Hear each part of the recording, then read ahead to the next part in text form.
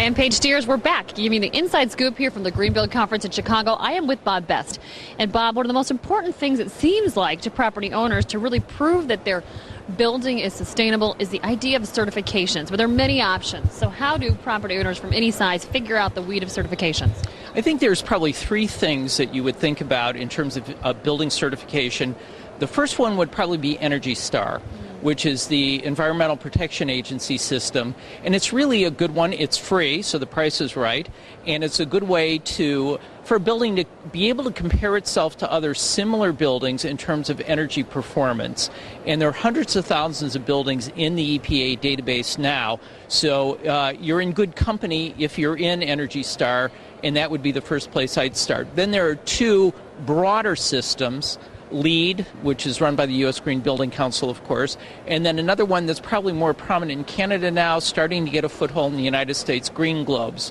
And both of them pretty much cover the same kind of sustainability issues. They come at it two different ways, both valid. You sort of end up at the same destination, which is a greener, more sustainable building. In the case of LEED, by the U.S. Green Building Council, the focus is very much on documenting what you're doing, which I think is very important, good proof that you're doing that.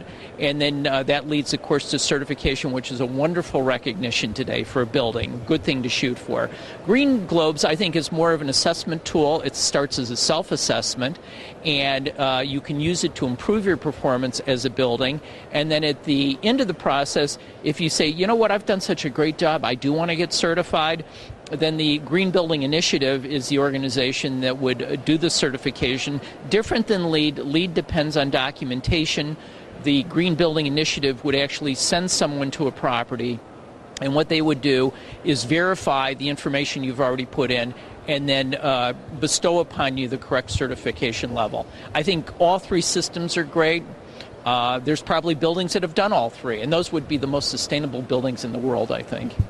So sustainability through certification is also important, but that will take care of the building from a whole. How do you really influence change from the occupants of the building or really move the employees to get involved? Right. Well, one program we're trying at our company is a thing called Tenants Go Green. And, you know, the building staff, the people running the building, can do so much, and they can do a lot, let's face it, but most of the building's occupied by tenants and the employees of the tenants. So unless they're part of the program, there's a limit to how far you can go. So through this idea, Tenants Go Green, what we've done at some of our buildings is we've essentially we've asked the tenants to give us representatives to form a sustainability board of directors for the buildings. And the groups meet like every month. They talk about ideas. Some of the ideas are tenants saying to the building, you ought to do this. But then the building says, well, here are things you ought to do. And then hopefully here are things that we can do together. So at one building, the AN building in Chicago, they have taken some vacant retail space to put up a display about what the building's doing to try to show tenants, here is the effort that we're making. When they kicked off the program, they actually put up a big poster and asked all the occupants in the building, all the tenants, to sign up and say, I pledge to support what we're trying to do here to make this building more sustainable. And just a couple of examples of how the Tenants Go Green program can work. I know there are other similar programs in the industry of trying to get tenant involvement. But you're right, it's critical, because if you don't have that, then most of the people in the building aren't participating in the effort.